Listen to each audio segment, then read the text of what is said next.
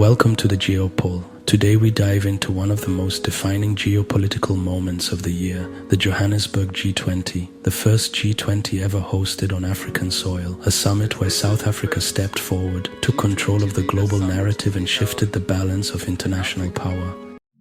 When South Africa assumed the G20 presidency, it arrived with purpose.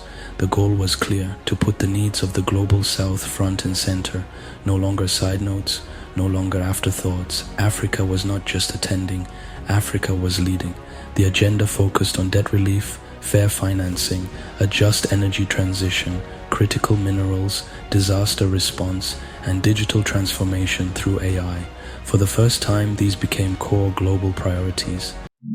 The world responded strongly. Countries across the global South supported South Africa's direction. They echoed the calls for climate justice, financial reform, and inclusion. The summit also boosted South Africa's reputation at home and abroad. It demonstrated that the continent could host, coordinate, and deliver on one of the world's most complex diplomatic gatherings.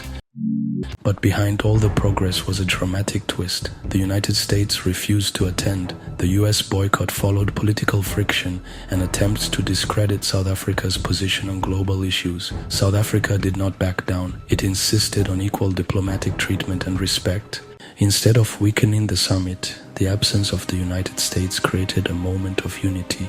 The remaining nations continued their work. They negotiated, they agreed, they signed a declaration. The world saw that the G20 could function, cooperate, and move forward without American participation. Analysts describe this as the moment the global order began to shift, a moment when the global South asserted its voice and proved that no single superpower controls the world stage. The Johannesburg G20 delivered meaningful outcomes: agreements on climate action, commitments on renewable energy, steps toward fairer debt solutions.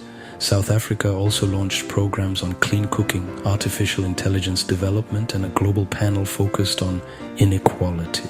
These are long-term policies that will shape global development far beyond the summit.